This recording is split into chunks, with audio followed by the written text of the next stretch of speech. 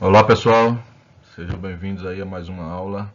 Hoje retornando aí após a nossa primeira prova, essa que vem a ser a nossa aula de número 7, né? E hoje nós falaremos um pouquinho sobre a função quadrática, tá ok? Veja só, a definição de função quadrática ela diz o seguinte: uma função de domínio real e imagem real, ela vai ser chamada de quadrática quando a expressão que a representa, né, f de x, for igual a ax quadrado mais bx mais c para qualquer x real. Né?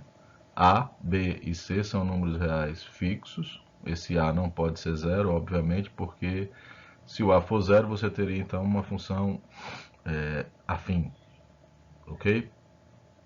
Esses coeficientes, esses números aí, esses valores A, B e C, a gente chama de coeficientes da função quadrática, ok?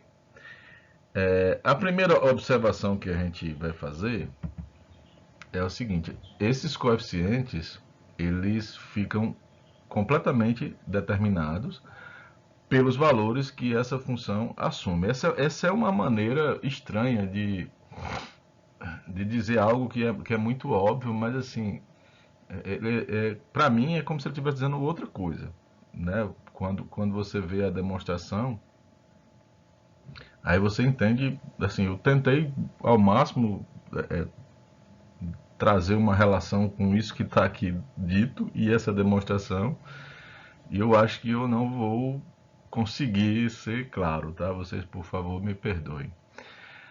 Veja só, o que ele está tentando dizer aí é que se você conhece os valores da função nos pontos, tá certo? Ele quer dizer que esses valores determinam a função. Ou seja, suponha que você tenha a função, ela tenha essa expressão ax quadrado mais bx mais c, e suponha que ela tivesse outra. Então, o que ele está querendo dizer, é assim, na minha interpretação, é que não existem duas funções que a gente possa chamar de quadrática que possua o mesmo domínio e a mesma imagem. Não, o mesmo domínio e a mesma imagem não. O mesmo gráfico. Tá certo? Basicamente é isso. Então suponha que você tivesse duas funções quadráticas e elas fossem, vamos supor assim, vamos investigar se seria possível ter duas funções quadráticas com expressões diferentes e com o mesmo gráfico. Quando eu digo com o mesmo gráfico, eu estou querendo dizer assim, ó, valores iguais de x. Se eu pegar o mesmo valor de x para as duas funções, eu teria a mesma imagem para as duas funções. Consegui ser claro? Isso, de certa forma, é assim. Será que eu poderia ter a mesma função representada de duas maneiras diferentes, com duas expressões diferentes? Basicamente é o que está sendo investigado aqui. Tá bom? Então, suponhamos que sim. Suponhamos que nós tenhamos a mesma função f e ela tenha duas representações. Uma seria ax quadrado mais bx mais c e a outra seria a linha x quadrado mais b' x mais c'. Olha só, essa colocação, de início, ela pode parecer sem sentido, né? Porque assim, aparentemente, assim, seria intuitivo afirmar categoricamente, sem pensar muito, que não teria como você ter duas expressões para a mesma função quadrática, como se isso fosse algo muito óbvio, tá bom? Mas assim, por um minuto, você esqueça que nós estamos falando de função quadrática e apesar de ser um assunto que vai estar lá na frente, mas vocês têm conhecimento, as funções, as funções trigonométricas, né? A gente vai falar depois, mas abram esse parênteses aí para mim, por favor. você tem como expressar a mesma função com duas expressões diferentes. Por exemplo, seno ao quadrado de x, 1 menos o cosseno quadrado de x. É a mesma coisa. São duas expressões diferentes que querem dizer a mesma coisa. Outro exemplo. Escreva no papel que fica mais evidente para você. Tangente ao quadrado de x mais 1 é a mesma coisa que secante ao quadrado de x. Então eu estou dando expressões diferentes para a mesma função. Então veja que o que está sendo investigado aqui para a função quadrática pode parecer óbvio porque vocês têm uma intimidade com essa função que é muito grande, né? Vocês lidam com ela com muita frequência. Mas a pergunta em si ela não é tola, em si ela não é óbvia. Tá bom? Então é isso que está sendo investigado. No livro, o Elon, em algum momento, ele não tem medo de colocar uma coisa lá da frente e falar aqui atrás, mas em outros momentos ele parece que assim, não vou falar. Então ele não usa esse recurso que eu usei aqui para. Eu chamei as funções trigonométricas para dar um exemplo. E por outro lado, ele usa as funções racionais. Então, por exemplo, um outro exemplo que o Elon achou que cabe aqui, ao invés das expressões trigonométricas, são as funções racionais. Então, por exemplo, x ao quadrado menos 1 dividido por x menos 1, isso é uma expressão racional, é uma função racional. É a mesma coisa que x mais 1. Isso, se você olhar para as duas funções, excluindo o menos 1 no domínio. Então escreva isso aí, ou então vá lá no livro e olhe o exemplo que ele dá. Ele dá duas funções racionais lá, né, e duas escritas diferentes para cada uma delas.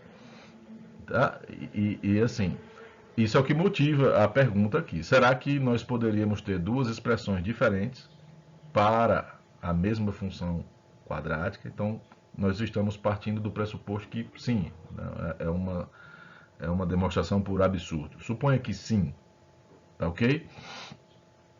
Aí, né, suponha que as duas expressões sejam essas duas que estão aí na tela. Então, de início, você vai concluir o seguinte: olha, se eu calcular essas duas funções aí no zero, essas duas funções não, essa mesma função, usando as duas expressões no zero, né, por um lado você teria que o f de zero é c, para a primeira expressão, e para outra expressão você teria que o f de zero é c'. Tá bom? Então, veja, a função pode ter a mesma, duas expressões diferentes para a mesma função, mas assim, se elas são iguais, significa que os valores, né, são iguais. Então eu peguei o mesmo x, eu tenho que ter o mesmo y, uma imagem, para as duas expressões, senão as duas funções não seriam, as duas expressões não representariam a mesma função. Tá ok? E aí a conclusão que se chega é, de início, o C e o C' são iguais. Então não há possibilidade de que o C e o C' sejam diferentes. Aí prosseguindo, né, já que são iguais,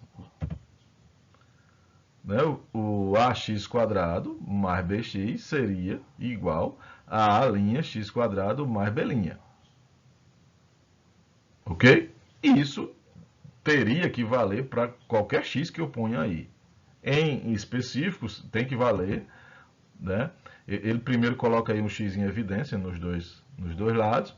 Como isso tem que valer para qualquer x, eu vou dividir por x nos dois lados. Veja aqui qual é o impedimento que eu teria. Esse corte não pode ser feito quando o x é igual a zero. Mas como essa igualdade ela é válida para qualquer x do domínio, então eu posso cancelar, tá bom? Significa, portanto, que o ax mais b tem que ser igual o A'x mais B'. Tranquilo? E aí você repete a mesma coisa que a gente fez para o C. Né? Quando você tomar o x igual a 1, eu não posso tomar mais o x igual a 0. Por quê? Porque Se eu fiz a divisão por x dos dois lados, eu estou supondo que essa igualdade é verdade para qualquer x, exceto quando for zero. Então eu não posso tomar o x igual a zero, mas posso tomar o x igual a 1. E aí você fica com a mais b igual a linha mais b'. Repete o processo com x igual a menos 1. Fica menos a mais b igual a linha mais b. Você tem um sistema de duas equações com duas variáveis, no caso... Não, aí você soma lado a lado, e aí você vai concluir que o b é igual a b'. Tá ok? Soma essa expressão que você obteve quando x igual a 1 com a expressão que você obteve quando x igual a menos 1. Façam isso aí no papel. Então, soma as duas equações, o lado direito com o lado direito, lado esquerdo com o lado esquerdo. Show? Daí vocês vão ver que vai ficar assim, 2b igual a 2b', né? Cancela o 2, vai ficar b igual a b'. Volta em qualquer uma das duas e aí você conclui que o a é igual a linha. Ou seja, não tem como expressar a mesma função quadrática com expressões diferentes. Então, só há uma expressão para cada função quadrática. Tranquilo? Então, por favor, embora isso pareça ser bem óbvio, leve em consideração que na maioria, numa boa quantidade de funções, isso não é óbvio. Então, era preciso sim investigar se não era possível essa possibilidade, ela não era cabível aqui para as funções quadráticas. Show? Então, a gente pode não sei se esse teorema vem como uma conclusão óbvia, mas veja, se duas funções quadráticas elas assumem os mesmos valores apenas em 3 pontos, veja, eu concluí aqui que duas expressões diferentes não podem representar a mesma função. Show. Ficou claro também que se você tem os valores da função num ponto, isso determina a função que você tem, e essa função é única. Tá bom? Aí, veja, então se os valores da função nos pontos determinam a função, a gente poderia pensar assim, quantos valores eu preciso? Eu preciso de todos, eu preciso de 100, de 10, de 1000, tá bom? Já que, né, o que foi a observação anterior, ela permitiu a gente concluir só, conhecendo a função nos pontos, então a expressão dela é única. Beleza. Então eu preciso conhecer a função em quantos pontos, em quantos valores do domínio, para eu ter uma noção de que qual é a função que tem aqueles pontos como parte do seu gráfico. Consegui ser claro? Então, dito aí formalmente e com todos os cuidados possíveis, se duas funções quadráticas elas assumirem os valores em 3 pontos distintos, ele colocou pontos, eu acho que o correto seria dizer em 3 valores, tá? x1, x2, x3, então essas funções elas são iguais, tá bom? Então, aí a demonstração é bem parecida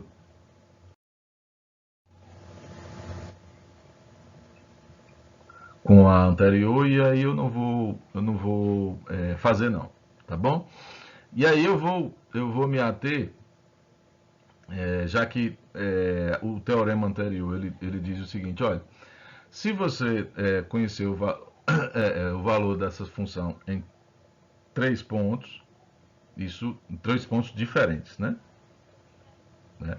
E perdão, eu tô sendo confuso.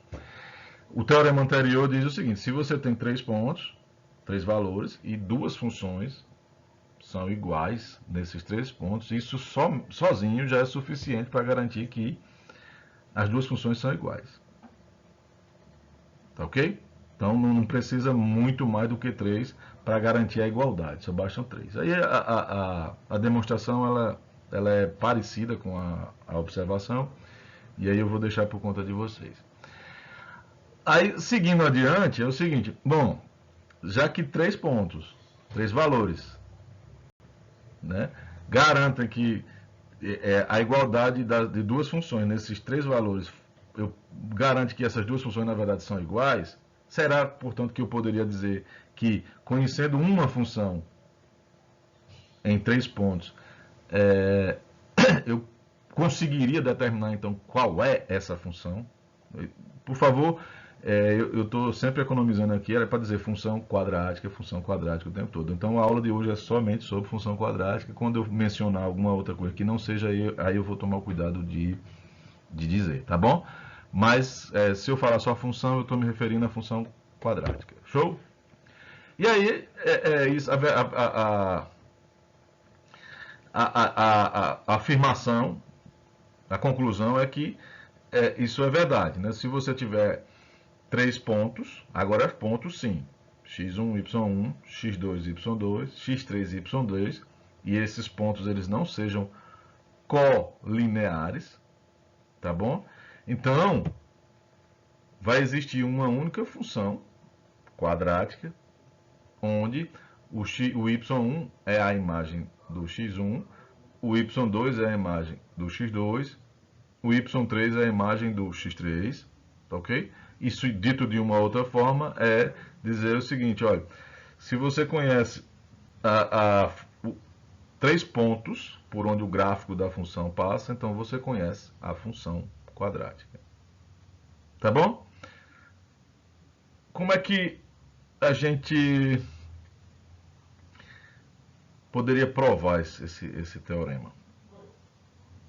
Do teorema anterior, a gente sabe que duas funções são iguais se elas tiverem o valor dela conhecido nesses 3 pontos. Se os valores delas em 3 pontos forem iguais, correto? Então, aqui eu vou fazer o seguinte, eu vou descobrir o A, B e C, ou seja, os coeficientes da minha função quadrática. E aí, bom, eu já sei que eu já sei não. Se a minha solução, a minha busca pelos coeficientes A, B e C, ela retornar uma única resposta, significa que, primeiro, existe uma função, e segundo, que essa função ela seria única, que é o objetivo desse teorema. A demonstração desse teorema, ela entra aqui como uma sugestão minha para vocês, aos seus alunos, entendeu? Essa tarefa, dado 3 pontos por onde o gráfico de uma função quadrática passa, determinar qual é a função. Isso é uma tarefa que a maioria dos nossos alunos aqui na universidade, quando se pergunta, você sabe fazer isso? Em geral não sabe. Ou seja, significa que isso não é dado, ou em geral isso como é que eu posso dizer? Isso pula conteúdo, né? Acha-se que isso seja desnecessário. Eu aconselho que vocês façam, né? Muito embora hoje em dia os professores seguirem apenas, né, pelo Enem, né? O Enem diz que vai cair no Enem?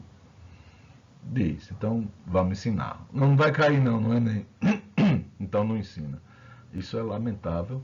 Eu sei que o conteúdo é enorme, mas os alunos que vão para a área de exatas e chegam com esse conhecimento defasado, eles são seriamente prejudicados. Então o tempo que eles economizaram lá, eles perdem aqui. Bom, é só uma sugestão. O que nós vamos fazer? Nós vamos pegar a suposição, né? A gente está supondo que f de x1 é y1, f de x2 é y2, f de x3 é y3. Veja que eu já escrevi da maneira, como é que se diz? Em geral, os alunos, os professores, vão escrever assim, y1 é o f de x1, o y2 é igual ao f de x2 e o y3 é o f de x3. Né? Por que e aí o Elon ele até fala sobre isso, né? Porque isso aqui vai gerar um sistema para mim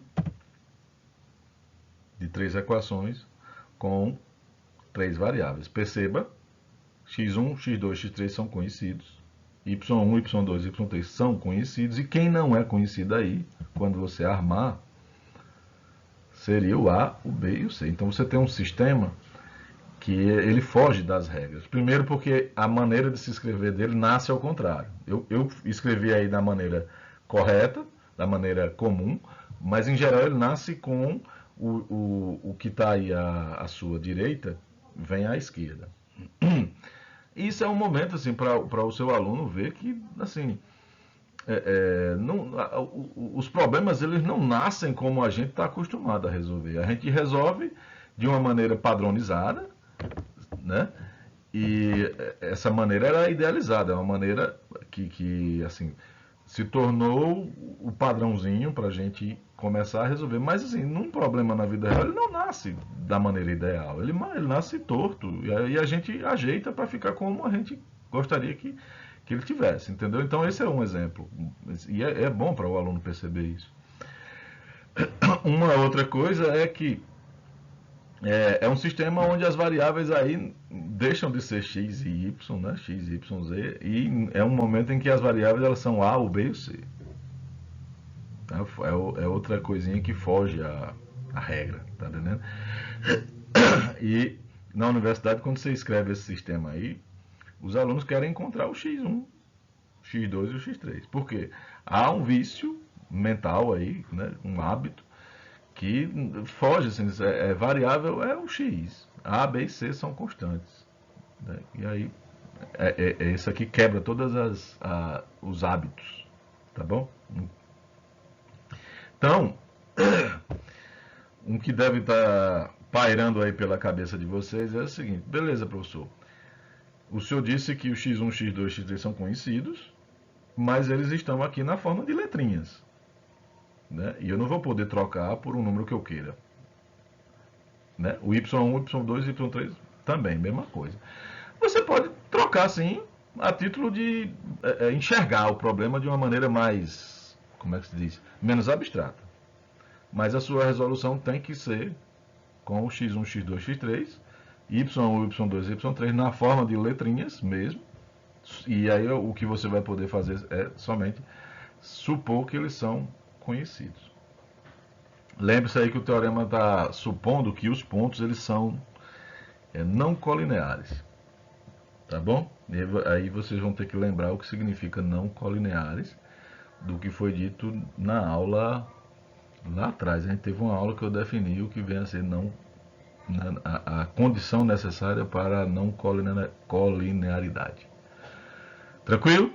Quando você transforma esse sistema aí na forma matricial, né?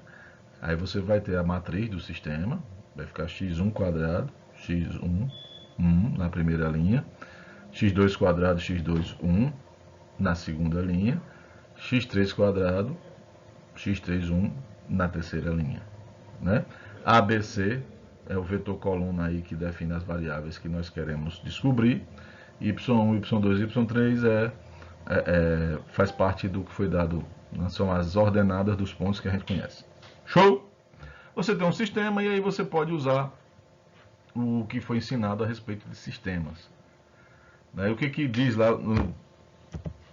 no que você sabe sobre sistemas. Né? Se o determinante da matriz do sistema for diferente de zero, né? Esse sistema possui solução e a solução é única. Professor, por que eu posso garantir que esse sistema ele não vai dar zero? Essa matriz aí que está dentro do sistema é conhecida como matriz de Vandermonde. Tá bom? E aí é justamente onde entra a não colinearidade. Quando você desenvolve esse determinante aí, você vai chegar numa expressão e essa expressão ela vai conter o coeficiente angular. Vamos dizer, eu não poderia falar o coeficiente angular, mas ele vai aparecer no meio dessa dedução aí desse determinante. E aí essa expressão que envolve os coeficientes angulares entre esses pontos, né, x1, y1 e x2, y2 define um coeficiente angular, x2, y2 e y3x3 define outro coeficiente angular. E a gente sabe que esses, por serem pontos não colineares, eles serão diferentes. E aí, assim, o que faria dar zero. Se eles fossem iguais, daria zero.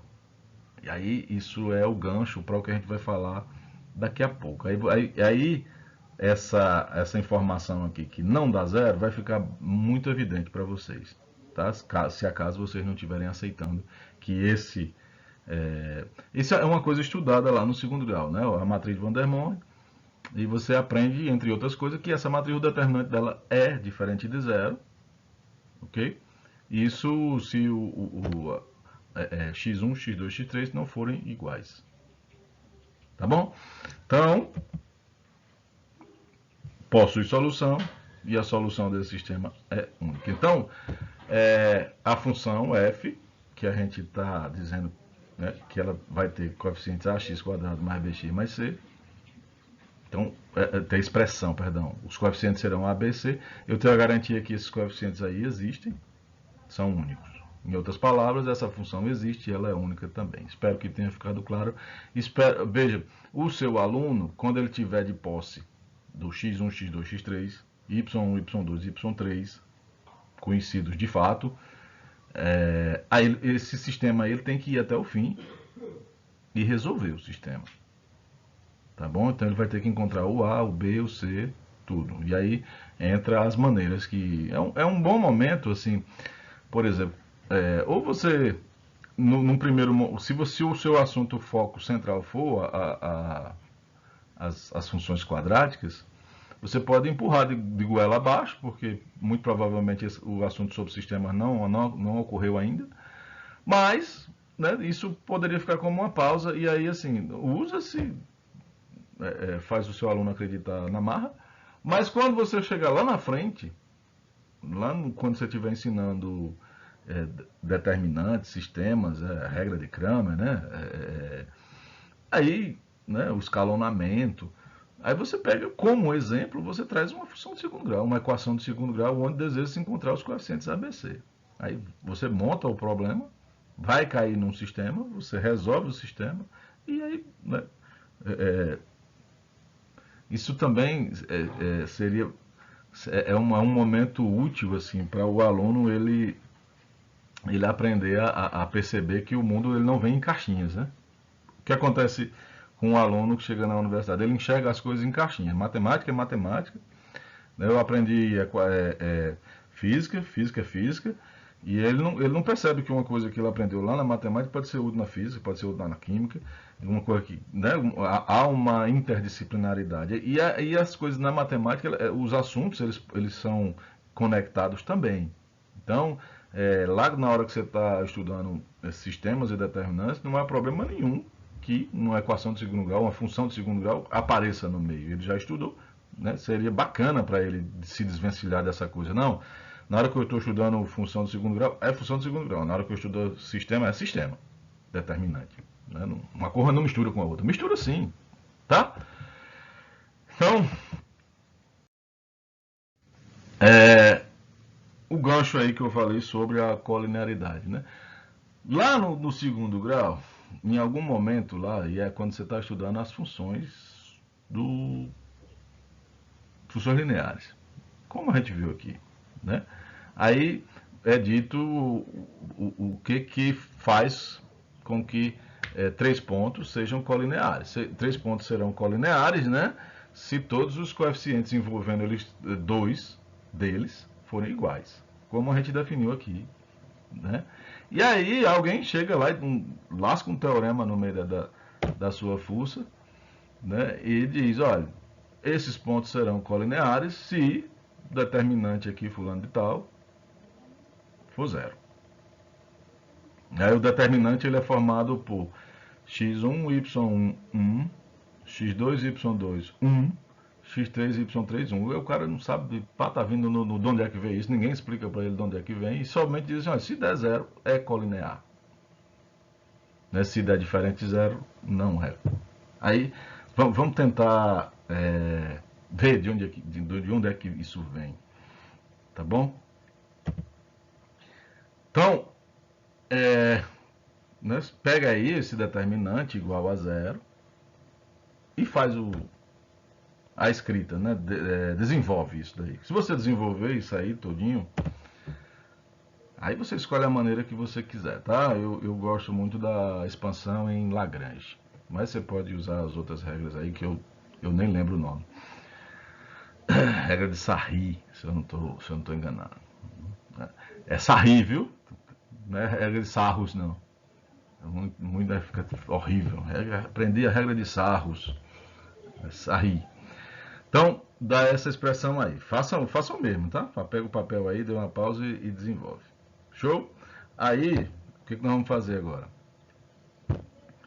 Eu fiz todos os produtos, cancelei o que fosse possível cancelar, só ordenei tudo e botei aí, né? Ficaram 6 termos. Na verdade, ninguém foi cancelado. Tá todos os 6 aí.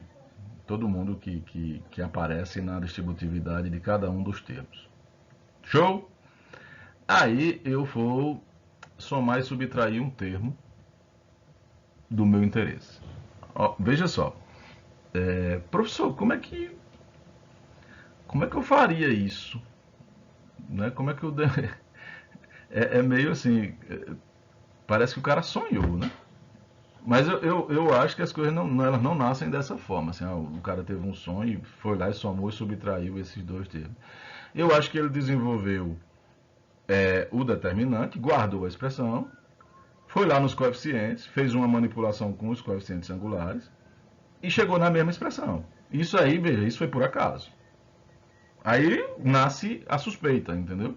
Não, se manipulando os meus coeficientes eu chego nessa expressão e manipulando esse determinante eu também chego na mesma expressão, então há uma relação. Qual é a relação? Aí você começa a fazer esse tipo de manobra aqui, né? De mágica. Vou somar e subtrair x1, y1. Tá ok? Eu vou deixar como exercício. Você poderia somar e subtrair também o x2, y2.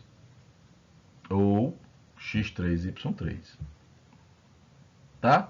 Deixo como exercício para você ver o que iria acontecer. Tá bom? Eu escolhi o x1, y1 porque para ficar compatível com a expressão que tem lá no livro. A expressão que tem lá no livro, inclusive, tem um erro. Tá? E eu tentei chegar naquela expressão, quase fico doido. E aí eu percebi que ela, na verdade, está errada. Somei e subtraí aí o x1 e y1. Show? E aí eu vou fazer agora um agrupamento de outra forma. Eu vou agrupar de forma diferente. Então, para não ficar muito sinistro essa mágica, eu levei o termo positivo que foi somado lá para o meio e deixei o termo negativo lá no final. Ok? E aí o que nós vamos fazer? Primeiro e segundo termo tem um y3, botei em evidência. Terceiro e quarto termo tem um y1, eu botei o menos y1 em evidência. Quinto e sexto termo tem um y2, eu botei o menos y2 em evidência. E o sétimo e oitavo termo tem um y1, botei o y1 em evidência. Tranquilo? Aí veja que, da forma como está escrito agora, primeiro termo e o segundo, nós temos agora 4 termos, tá? Confere? Primeiro termo e o segundo tem um termo em comum, que é o x2 menos x1. Nós vamos botar em evidência. O terceiro e o quarto termo tem um termo comum, que é o x3 menos x1. Você vai botar em evidência também. Então vai ficar x2 menos x1, que foi posto em evidência, y3 menos y1, apareceu aí. Tá ok? Aí x3 menos x1 foi posto em evidência no terceiro e quarto, e apareceu agora um y2 menos y1. Certo? Passa todo mundo para um lado, todo mundo não. Passa um dos termos para o outro lado. Nós temos agora só dois termos, tá? Joga para o outro lado. O que vai acontecer? Né? Aí você passou para o outro lado E aí o produto, você vai passar um termo do produto que está da sua direita, você passa para a esquerda, e um termo do produto que estava à esquerda, você passa para a direita. Você faz aquele famoso cruz credo voltando, certo? E aí você chegou à conclusão que y3 menos y1 dividido por x3 menos x1 é igual a y2 menos y1 sobre x2 menos x1. Aí você veja que essa primeira fração, que está à sua esquerda, é o coeficiente angular da reta que passa pelos pontos A e C. E a outra fração, que está à sua direita, é o coeficiente angular de uma reta que passa pelos pontos A e B. Tá bom?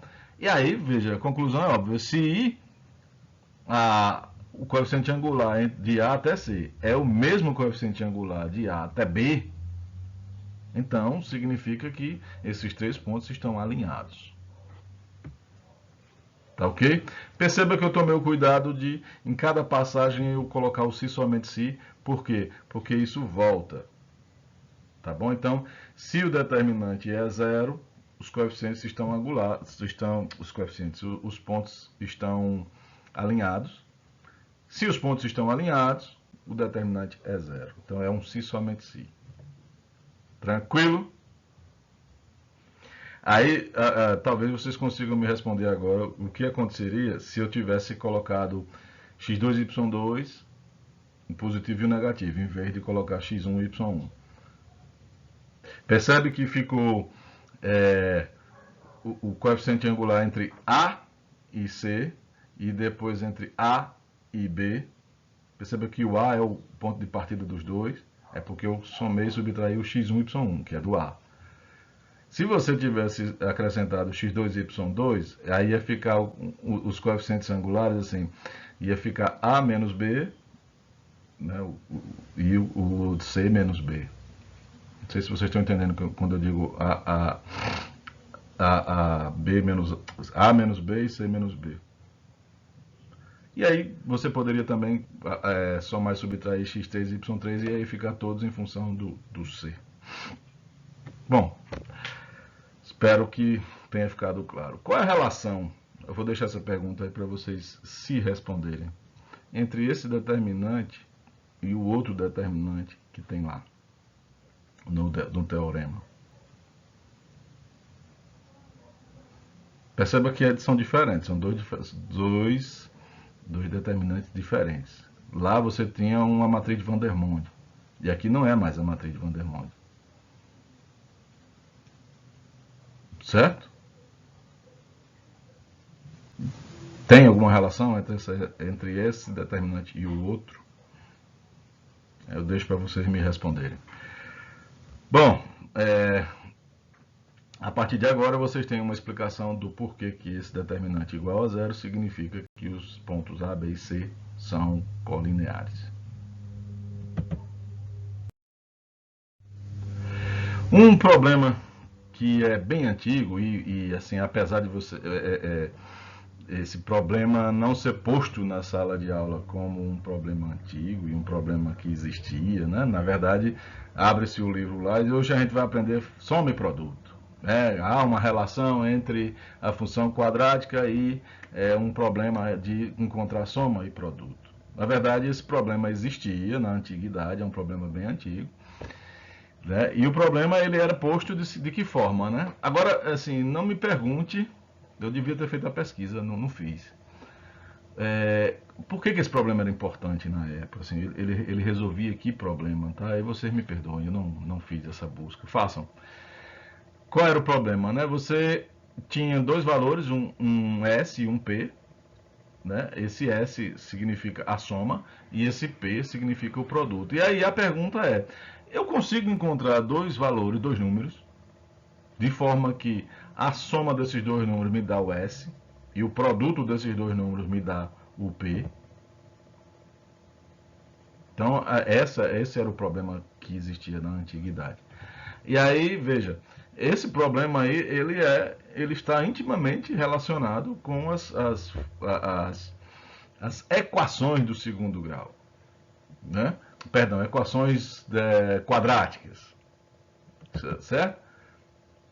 Então veja, se o x mais y tem que dar o s, que é a soma que você tem na mão, significa que o y é o s menos x,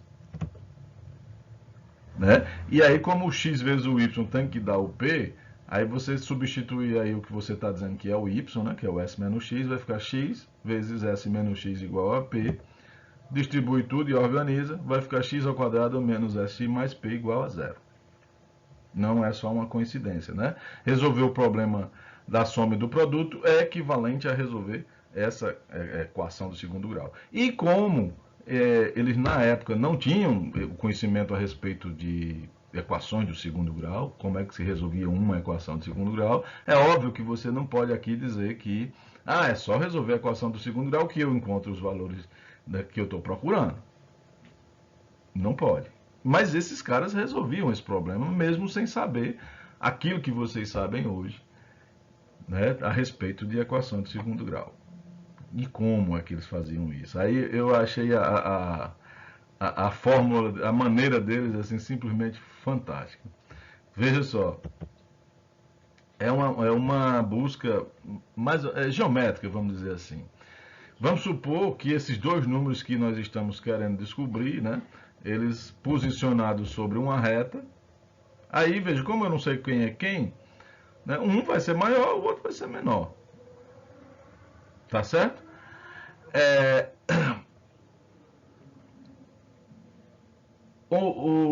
né, e você posiciona como você quiser, quem é que vem primeiro, da maneira como eu estou colocando aí, de certa forma está implícito que eu estou supondo que x é o menor e y é o maior. Tá? Aí o ponto que está no meio, você sabe que é o ponto médio. Como é que a gente acha o ponto médio? Soma x mais y dividido por 2.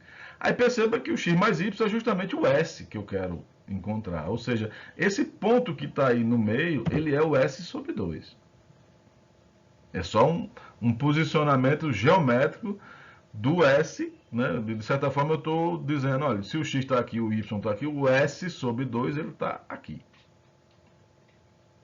Não encontrei nada ainda, tá bom? Aí, esse ponto aí, que está no meio, você calcula a distância dele até o y. Essa distância até o y é o que a gente vai chamar de d, que nós também não conhecemos. Aí, veja, escrevendo o problema novamente, significa em função do d. Significa que o x que você busca é o s sobre 2 menos o d. O s eu sei quem é, né? Não sei quem é o d. E o y, ele é o s sobre 2 mais o d. Então, significa assim, eu tenho mais ou menos uma parte do problema resolvido. Saberei resolver o problema se eu souber dizer quem é esse d que está aí. Aí o que ele faz, né? Bom, não sei quem é o d. Mas, se eu fizer o produto de x por y, eu encontro o p. O p ainda não apareceu na jogada, né? Aí o que você vai fazer? O x, eu vou colocar essa expressão que eu tenho aí por enquanto, né? O s sobre 2 menos d. E o y, eu vou colocar o s sobre 2 mais d. Quando você faz esse produto aí, vira um produto da soma pela diferença. E aí vocês sabem lá dos produtos notáveis, né? Vai ser o quadrado do primeiro menos o quadrado do segundo. Então vai ficar s sobre 2 ao quadrado menos d quadrado. Essa expressão que você chegou permite que você me diga quem é o d em função do p e do s sobre 2. Né? Se você pegar essa última igualdade que você encontrou, que é p igual a s sobre 2 ao quadrado menos d quadrado, então você vai ter que o d, passa o d para um lado, passa o p para o outro, depois você passa o expoente que está no d para o outro lado, vai aparecer essa raiz aí. O d é a raiz quadrada de s sobre 2 quadrado menos o p. Perceba que tudo que está aí dentro dessa expressão, dentro do radical, eu conheço, nós conhecemos, que é o s e o p. Então, se agora eu sei o que é o d, volta lá na expressão para o x e o y. né? Então eu sei quem é o x e quem é o y, que me dá o s, né? Se eu somar, e me dá o p se eu fizer o produto. Fantástico isso aí. Muito bacana. Bacana mesmo. Tá? Na escola, o que eu não, na época que eu fiz o segundo grau, essa parte aí não foi abordada e o livro que eu estudava também não abordava essa história aí. Mas assim, eu cheguei a ver alguns alunos estudando isso, né? Eu, por um tempo aí na vida, eu dei aula particular. E a maneira como se aborda isso é assim, me parece, me perdoe, é até arrogante da minha parte, mas assim, me parece bem ridículo, sabe? Assim, é ensinada essa soma e produto para que o aluno saiba uma maneira de chutar. Como as equações de segundo grau que eles vão ver, em geral, elas são envolvendo apenas números inteiros, e em geral as respostas também são apenas com números inteiros, números naturais, né? Números inteiros, perdão. E aí você arma um problema, né? Você pega a equação, o cara que está no meio é o menos S, e o que está no coeficiente livre é o P. E aí você instrui o aluno a, será que tem uma soma que dá o S? Será que tem um produto que dá o P? Aí o cara vai lá e chuta. Ah, tem, Gui, o X é esse e o Y é esse. Eu não vejo vantagem nisso, eu acho que de certa forma você está ensinando o aluno a chutar. E perceba que o problema lá na antiguidade ele não tinha nada de chutar, o cara tinha uma expressão, ele sabia calcular. Ele não fazia chutando. Tranquilo? Então,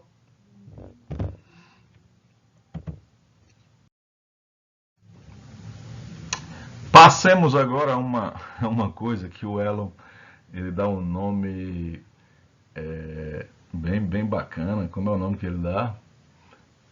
Forma canônica. Leia no livro, eu não vou lembrar não. É forma canônica do trinômio do segundo grau. Acho que é isso, tá? Vocês conferem aí. Eu não sei porque ele foge do termo que eu acho que seria mais adequado, e é o termo que vocês usam lá no segundo grau, né? Que chama, na verdade, é o completamento de quadrados. Então, eu vou colocar aqui na forma de completamento de quadrados e vou relacionar com o termo que o Elon deu. Mas eu acho mais produtivo chamar de completamento de quadrados, sim. É o que vocês. O que está nos livros, né? E assim, não perde nada, não acrescenta, não diminui nem acrescenta nada.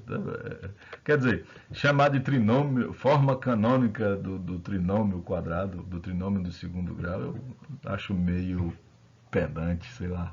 Ele que fala tanto de pedantismo. Então, veja só, a ideia de completar quadrados surge. Há um momento em que se estuda as expressões do segundo grau, e aí tem um momento que você, lá nos produtos notáveis, você aprende um negocinho que chama quadrado perfeito, que é o quadrado de uma soma ou o quadrado de uma diferença, né? Quadrado perfeito. Né? O trinômio que resulta do quadrado de uma soma ou o quadrado de uma diferença é chamado de trinômio quadrado perfeito. Tá bom? E aí a pergunta que se faz é o seguinte: bom, já que a expressão que define uma função quadrática é um trinômio quadrado, a pergunta que se faz é assim: será que não seria possível acrescentar uma coisinha, que eu estou chamando aí de alfa, tá? De modo que esse acréscimo faça a minha expressão virar um trinômio quadrado perfeito, certo?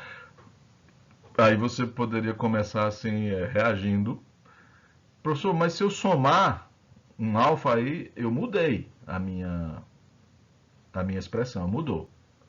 Mas se você conseguir formalizar essa igualdade, no final das contas você vai dizer o seguinte, ó: esse alfa você passa ele para o outro lado, e aí a conclusão vai ser, ó, esse trinômio que eu tenho em mãos, ax quadrado mais bx mais c, é igual a esse quadrado perfeito, menos esse alfa. Então, você vai ter que... A pergunta consiste em responder 3 coisas. Existe esse alfa? Existindo o alfa, quem é o M? Quem é o N? E aí, é, a maneira de se resolver isso é muito simples, porque o que você vai fazer é criar um sistema. Você vai armar um sistema e tentar resolver o sistema. Embora esse sistema ele não seja um sistema linear, como lá no segundo grau a gente está acostumado, mas ele é um sistema muito tranquilo de se resolver. Vejamos. Se existir esse alfa, né, monta aí a equação, faz o produto notável que está aí à sua direita, e o que você vai fazer é igualar termo a termo. O cara que acompanha o x quadrado de um lado tem que ser igual ao cara que acompanha o x quadrado do outro. O cara que acompanha o x de um lado tem que ser o cara que acompanha o x do outro, né? Coeficiente a coeficiente. E aí isso me permite dizer, olha, se existir, será esse m ao quadrado tem que ser o a. 2 vezes mn tem que dar o b. E n ao quadrado tem que dar o c mais alfa. Né? Então você tem 3 equações e 3 variáveis. Né? Repito, esse sistema não é linear, mas ele está muito bacaninha. A primeira equação, ela te entrega de bandeja quem é o m. Tendo o m em mãos, você joga ele na segunda equação, você descobre o n. E tendo o n em mãos, você joga ele na terceira, você descobre o alfa. Negócio muito tranquilo. Né? O m é a raiz de a, certo? Aí você vai dizer assim, professor, e se o a for negativo? Né? Se o a for negativo. Se o a for negativo, aí é óbvio que o que a gente está fazendo aqui não seria possível. E aí o que você vai fazer é uma gambiarra na ideia. Se o a for negativo, você bota um menos 1 em evidência, no trinômio todinho, e o que vai aparecer, né, dentro do parênteses da sua evidência, aí você vai fazer o completamento de quadrado para o que ficou dentro. Tá ok? Então, deixe isso claro aí para o seu aluno na hora que você estiver fazendo essa dedução. Descobri o m. Então, o n vai ser o b sobre 2m. E aí o m é raiz de a, então vai ficar b sobre 2 raiz de a. Descobri o m, o n, tem o n, né? E tal, então vou descobrir quem é o alfa. O alfa vai ser o n quadrado menos o c. E aí você já sabe quem é o n, né? Vai ficar b quadrado sobre 4a menos c. Então, acabou-se. Segue-se. Aí eu melhorei a expressão. Esse cara, aí você pode fazer com todos os detalhes. Eu estou me permitindo a poupar alguns detalhes, porque vocês já são fera. Essa fração que você tem aí, o rapazinho que está em cima, o denominador, é o camarada que a gente chama de delta. Né? E aí ele vai fazer o papel de discriminante na função de segundo grau. Eu estou pulando tudo isso aí, vocês já são fera nisso aí, tá bom? Né? Aí fica assim, delta sobre 4a. Show? Então, a expressão do quadrática que você tem em mãos, ela pode ser escrita como raiz de a x mais b sobre 2 raiz de a quadrado menos o delta sobre 4a. Isso aí é o que a gente chama completamento de quadrados. Tá bom? Aí, veja só uma coisa. Chegamos à conclusão de que a expressão ax quadrado mais bx mais c pode ser escrita dessa forma aí, horrorosa e tal. E aparentemente, assim, por que eu ia sair dessa forma tão bonitinha, elegante e ia escrever essa outra forma aí tão catastrófica, né? Tão horrorosa, né? Perceba o seguinte, bom, o problema ele nasce quando você pega aquela expressão, perdão, eu estou pulando aí essa parte aí. Se voltemos à expressão que a gente chegou aí, a expressão que eu chamei de horrorosa, né? Se você pegar o raiz de A, que aparece multiplicando o x dentro do parênteses, coloca ele em evidência e põe ele para fora. Então ele vai sair de fora do parênteses elevado ao quadrado. Então raiz de A vai virar A, né, quando você eleva ao quadrado. E dentro do parênteses, né, como eu coloquei o raiz de A em evidência, o x vai ficar sozinho e o b sobre 2 raiz de A vai ficar b sobre 2A. Tá bom? Aí essa expressão que está aí, que é um pouquinho menos feia do que a que eu cheguei, essa é a forma que o Elon chama de, como é o nome dela? Forma canônica do trinômio quadrado. Não sei se eu estou chamando, eu não estou lembrando aqui, mas é a forma canônica como ele coloca lá no livro. Tá bom? A única diferença é só essa, que o A dele aparece fora, e aí, se o A está fora, eu não posso chamar de quadrado perfeito, percebe? Eu acho que só por isso ele não chamou de completamento de quadrado. Porque no completamento de quadrado, o expoente aparece, né, em cima de tudo na expressão. E nesse caso aí, o A está fora. Então, o que eu chamo de completamento de quadrados é a primeira expressão, e o que o Elon chama do nome bonito lá no livro é essa outra. Mas para mim é uma coisa só. Tá bom? E, assim, conecta uma coisa com a outra. O teu aluno já está acostumado com esse nome completamente de quadrado, então, sei lá. Veja, por que eu abandonaria essa expressão bonitinha e trocaria por qualquer uma dessas duas aí horrorosas que nós temos na mão, né? O objetivo da expressão, ela não aparece sozinha, ela aparece a expressão igual a zero, ou seja, você está querendo encontrar as raízes da equação, que é as raízes da função quadrática, tá? E aí quando você pega da forma como está, você não chega a lugar nenhum, você não tem como dizer quem é o x. E se você pegar uma das formas feias e horrorosas, ela fica mais fácil, olha só.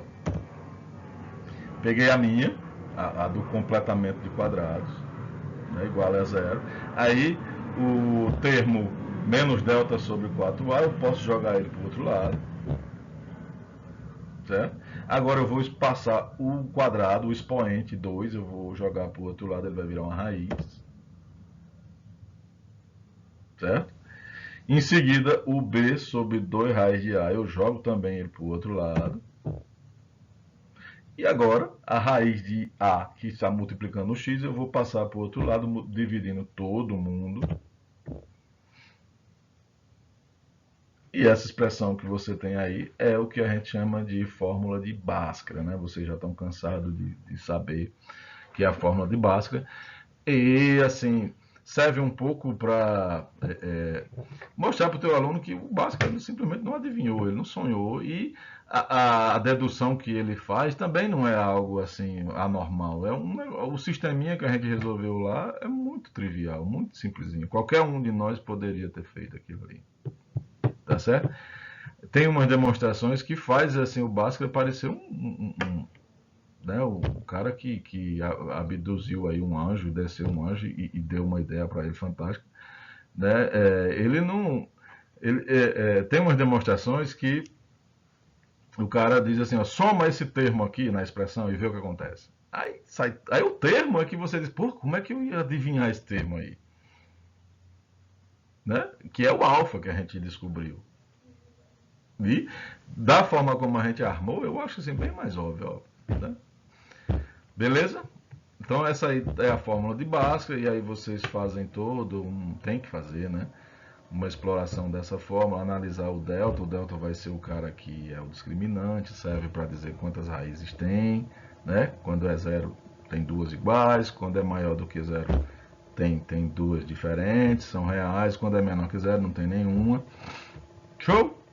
Então essa parte aí eu não vou me ater.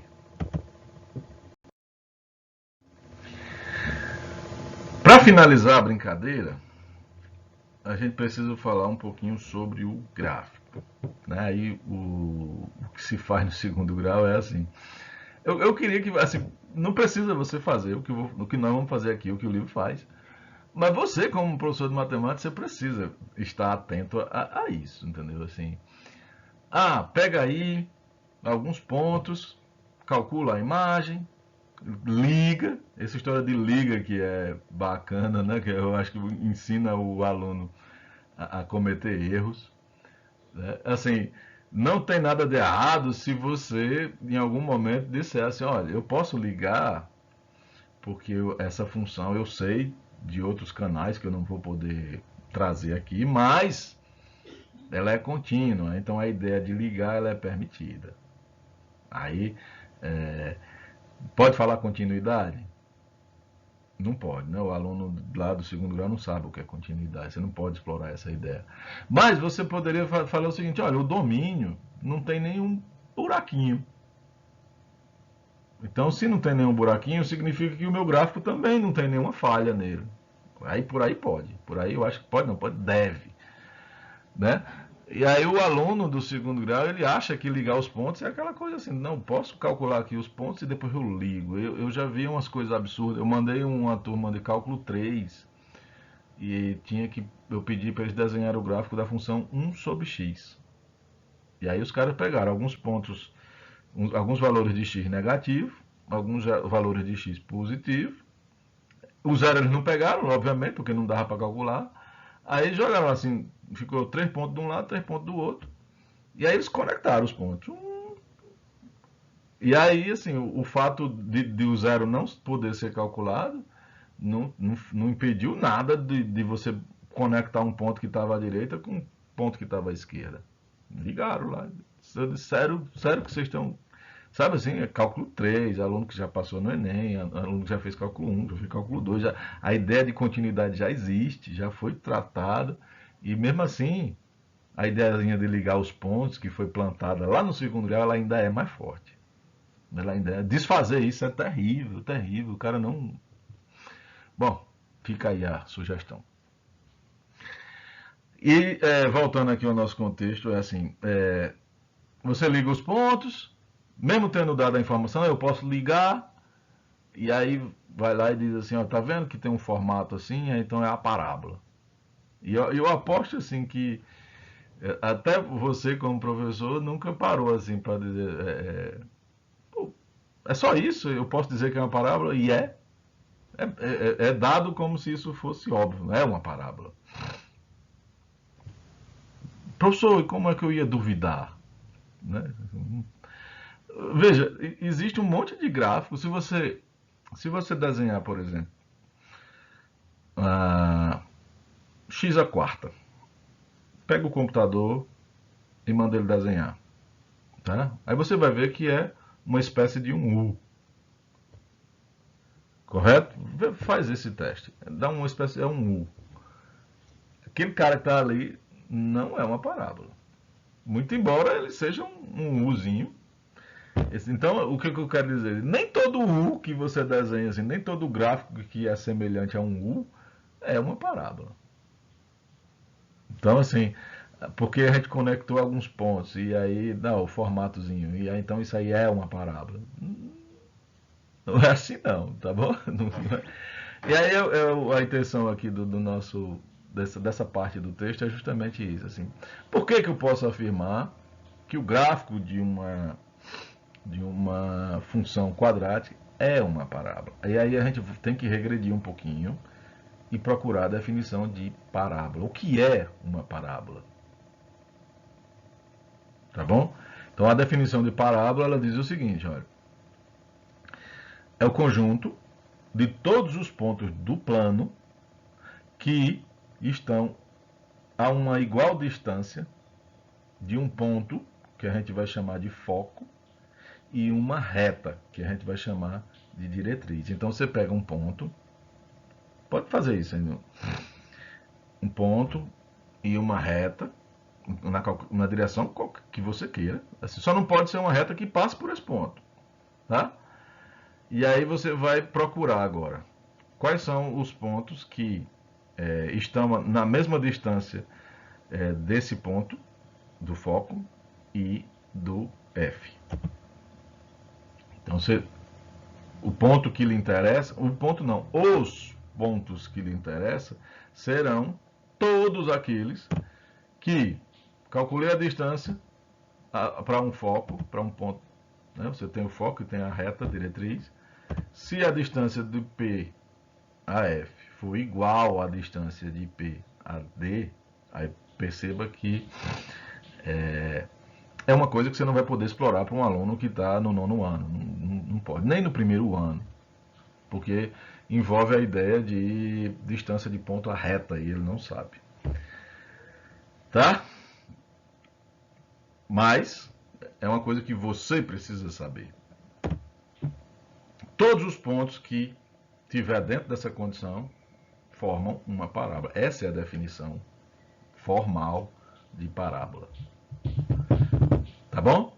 Aí veja só. Por que que essa coisa está relacionada de alguma maneira com as expressões não, as funções quadráticas? Tá? Eu peguei aí, de propósito, uma reta horizontal, tá? E aí eu vou supor, o gráfico é meu, eu vou posicionar o meu pad, esse eixo aí que divide a parábola no meio é chamado eixo da parábola. E aí eu vou pegar o par de eixos, né? Os eixos cartesianos, e vou posicionar ele de maneira muito bem calculada, tá bom? Então o eixo Y eu vou posicionar em cima do eixo da parábola. O eixo X eu vou colocar aí no ponto que vocês já conhecem com o nome de vértice da parábola. Perceba que o vértice da parábola ele define o meio entre o F e a reta D. Tá bom? O ponto que está aí no meio está a uma igual distância de F e está a uma igual distância de D. Confere? Então ele é um ponto. Aí, veja só, a gente dando nome aos bois aí, o ponto P, eu posso chamar ele de XY, certo? O ponto F, por ele estar sobre o eixo Y, ele vai ter coordenada 0 para o X, e um P, que é 0P, né? E o Q, né? Veja que a reta PQ ela é perpendicular ao eixo X, justamente por se tratar assim, o ponto que está mais perto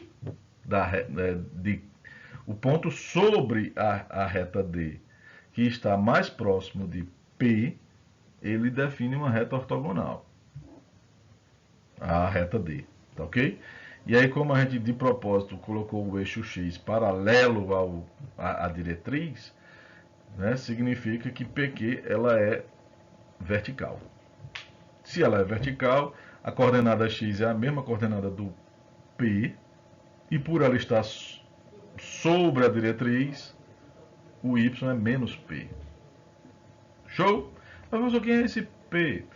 Eu estou abusando aí da ideia do seguinte, olha, o vértice está no meio, entre a reta e o F. Então, se eu chamar de P a distânciazinha que vai do vértice até o F, então, do vértice até a reta D também é P. Só que aí eu estou do lado negativo, por isso ficou menos P. Agora você vai usar a definição. O que diz a definição? P vai ser um ponto da parábola se a distância de P até F for igual à distância de P até Q. Bota isso em termos algébricos. Tem que ficar x ao quadrado. Eu já elevei ao quadrado as duas fórmulas, tá bom? Era raiz quadrada, x menos x0, y menos y0. Não é assim? Já elevei ao quadrado dos dois. Então ficou, né, PF, tá bom? Então, o x do P menos o x do F, vai ficar x menos 0, vai ficar x quadrado, não é isso? O y do P menos o y do F, fica y menos P ao quadrado. Aí PQ vai ficar o x do P, perdão, o x do Q menos PQ, perdão, PQ. Veja que os dois têm a mesma coordenada x, né? Vai ficar x menos x dá zero. E o x do P menos o x do Q vai ficar y mais P ao quadrado. Desenvolve isso, tá? Vai ficar, né? Eu elevei o quadrado, o y menos P e o y mais P. Apareceu 3 termos em cada lado. O y quadrado de um lado cancela com o outro, o p quadrado de um lado cancela com o outro. Fica somente x quadrado, que não cancelou com ninguém, menos 2yp de um lado, mais igual a 2yp do outro. Ajusta isso aí, né? Deixa o que tem y do lado esquerdo e o que tem x passa para o lado direito. Vai ficar 4yp igual a x quadrado. Passa o 4p, fica x quadrado sobre 4p. Tá bom? Ah, professor, toda parábola vai ter essa equação? Não. Essa aí é a parábola que está orientada na direção do eixo y. Quando você pega a parábola que está orientada na direção do eixo x, aí você vai ter outra expressão. Tá bom? E você pode ter uma parábola oblíqua, né, que esteja inclinada. Aí a equação ela é catastrófica, ela não é tão bonitinha assim. Tá bom?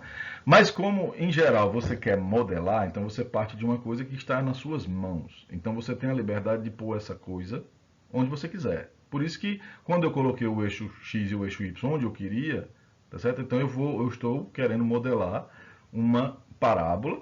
Então eu posso fazer isso, não muda. Tá bom? Mas aí, essas são as parábolas, no curso de Geometria Analítica, disse que são as formas canônicas, as horizontais e as verticais. Não significa que só existam essas. Tá bom? E nem tampouco que esteja centrada sobre o eixo. Aí veja.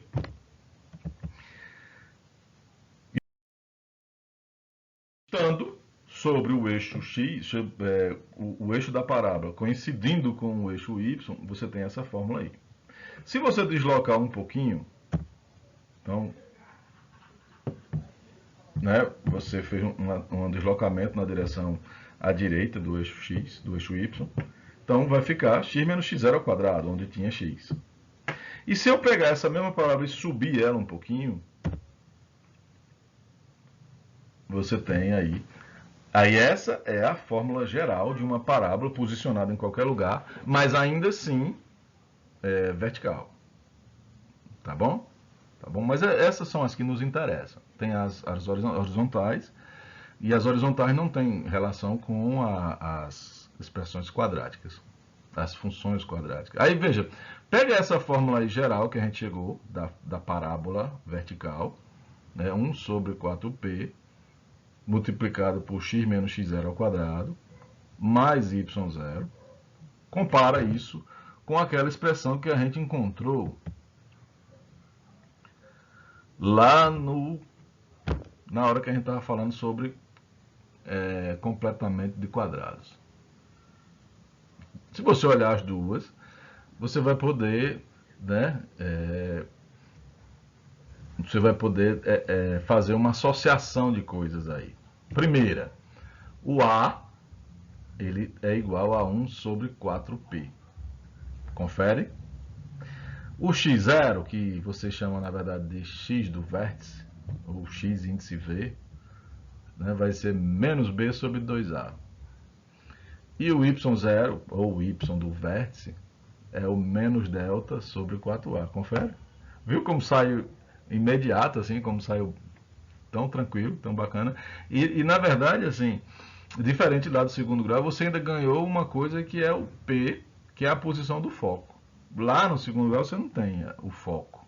E veja que ele sai de graça. Se o A é 1 sobre 4P, o P é 1 sobre 4A.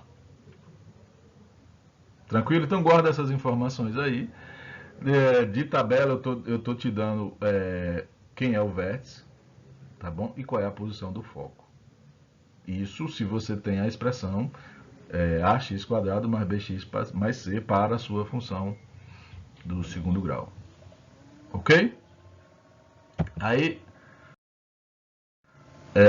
só para finalizar aqui a nossa brincadeira, uma aplicação que ele colocou lá, Ele colocou duas aplicações, a outra é movimento uniformemente variado, eu não vou explorar aqui. Vocês deem uma lida lá, porque tem questões relativas a essa parte, eu não vou colocar aqui. Mas uma aplicação das parábolas, assim, são as antenas parabólicas, né? O termo parabólico ele não vem do nada, né? Porque a forma é paraboloidal, tá bom? E aí eu imagino que esse traço azul seja um corte da sua parábola, da sua parabólica, tá bom? Então esse corte representa uma função do segundo grau, uma função, perdão, eu não vou conseguir, vocês me perdoem, tá? Eu estou tentando ao máximo não falar função do segundo grau, mas eu não consigo me desapegar disso. E assim, o pior é que eu não acho que eu devo, é por isso que não sai da minha cabeça, tá? E aí a parábola ela tem uma propriedade muito bacana, muito interessante, que assim, em vez de colocar, eu vou sair deduzindo e aí o final será a conclusão e vai ser a propriedade. Então eu não vou falar aqui e eu vou pedir a ajuda de vocês na hora de deduzir.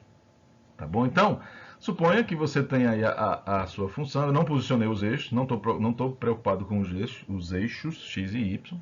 Tá bom? Então, essa parábola ela pode estar em qualquer lugar do plano. A única exigência minha é que ela é uma parábola vertical. Por quê?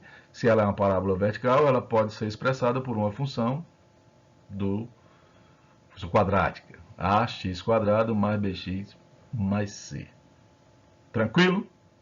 Aí, veja, como eu não fiz um posicionamento, eu não vou poder usar certas vantagens que eu tive no momento agora há pouco para dizer quem é o F, quem é o P, quem é o Q. De certa forma, eu perdi essa vantagem. Mas a gente vai recuperar. Então, eu queria primeiro pensar na reta tangente ao gráfico da função f no ponto P. Tá bom? Aí o Elon, novamente, ele é um livro escrito para alunos de mestrado. Né? E o cara não quer falar em derivada. Não entendi. E aí o que ele faz lá? Ele diz, olha, a inclinação da reta tangente é essa, engula, e aí ele prova que é. Sabe assim, eu acho que não precisava ter feito isso. Eu podia ter usado a derivada. Tá? Então, veja, se vocês não fizeram o curso de cálculo ainda, né, um dia vão fazer, mas como vocês já são formados, têm a licenciatura em matemática, pelo menos, então vocês sabem um pouquinho de derivada. Então a derivada no ponto, ela representa o coeficiente angular da reta tangente nesse ponto. Reta tangente ao gráfico da função naquele ponto. Então veja, o ponto P eu estou supondo que ele tem coordenadas x0 e y0. Aí é a minha suposição. Então a reta tangente vai passar por P e o coeficiente angular dessa reta vai ser a derivada da função no x0. Aí você pega a função f, se ela tem expressão ax quadrado mais bx mais c, a derivada é 2ax mais b. Quando você calcula em x0, vai ficar 2ax0 mais b. Então, tenho o coeficiente angular dessa reta. Eu não quero a reta, eu quero só o coeficiente angular. Beleza? Agora, eu vou fazer o seguinte, eu vou pensar noutra reta, que é a reta que passa por f e q. F de faca, Q de queijo. Tá bom? Aí, como eu conheço assim, eu posso deduzir quem são esses dois pontos. Se eu tiver os dois pontos, eu posso determinar quem é o coeficiente angular. Então, veja. O F, você pode pensar no F o seguinte, olha. É o vértice da parábola deslocado um pouquinho para cima. E esse deslocamento é justamente o P, que a gente aprendeu a calcular anteriormente. Tá bom? Então, o vértice da parábola mais um deslocamento no sentido vertical fica x do vértice, y do vértice mais p. Já o Q ele é vertical, né? Ele é perpendicular ao D, e aí eu estou supondo que o eixo da parábola é vertical, coincide com o eixo y, tá certo? Então, se o ponto P tem coordenada x0 e y0, significa que o ponto Q vai ter a mesma abscissa. Confere? Que no caso é o x0. Certo? Aí, veja, como o ponto Q está sob a diretriz, aí você vai pegar, para encontrar o Y, é você pegar o Y do vértice e descer ele um pouquinho. Se você pegar o Y do vértice e descer ele P unidades, então você vai estar sobre a reta D. Então, esse ponto que você encontrou tem a mesma ordenada do ponto Q. Ou seja, a ordenada do ponto Q é y do vértice menos o P. Confere? Aí, como é que eu faço? Já sei quem é o F, já sei quem é o Q. Como é que eu encontro o coeficiente angular da reta que passa por F e Q? Aí você vai fazer o ΔY dividido pelo ΔX, né? Você já sabe como é que se faz. Então, veja, pega o x do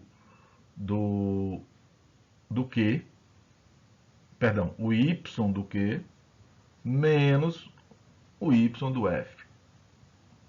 Vai ficar yv menos P menos yv menos P. Então você vai cancelar o y do vértice, ele aparece uma vez positivo e uma vez negativo, e o P vai aparecer duas vezes negativo, então por isso que aí em cima ficou menos 2P. Eu aconselho que vocês façam, aí está encurtado para caber no slide. E na parte de baixo você vai pegar o x do Q menos o x do F. Tá bom? Então vai ficar x0, que é o x do Q, menos xv, que é o x do F. Então ficou x0 menos xv. E aí eu vou pedir para vocês lembrarem, né?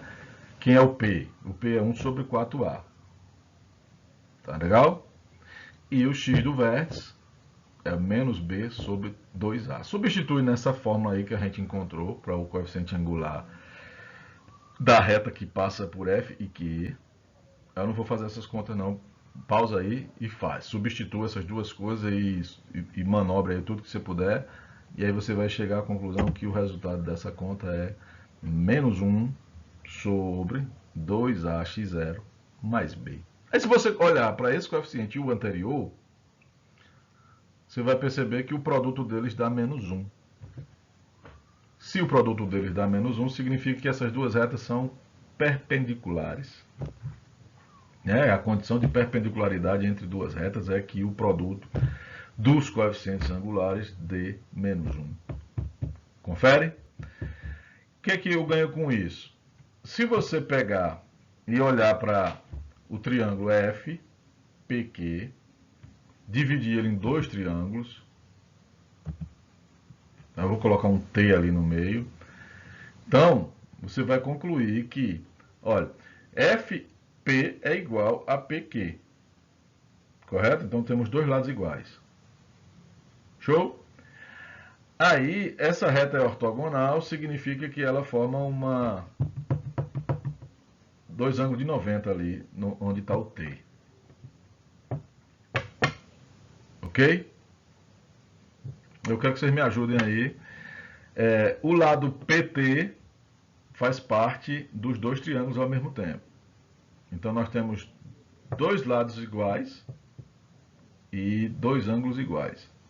Quero que vocês me ajudem a concluir que, na verdade, é isso. O ângulo de 90 está nos dois, o PF e o PQ são iguais e o PT pertence aos dois. Esses dois triângulos são semelhantes. Certo?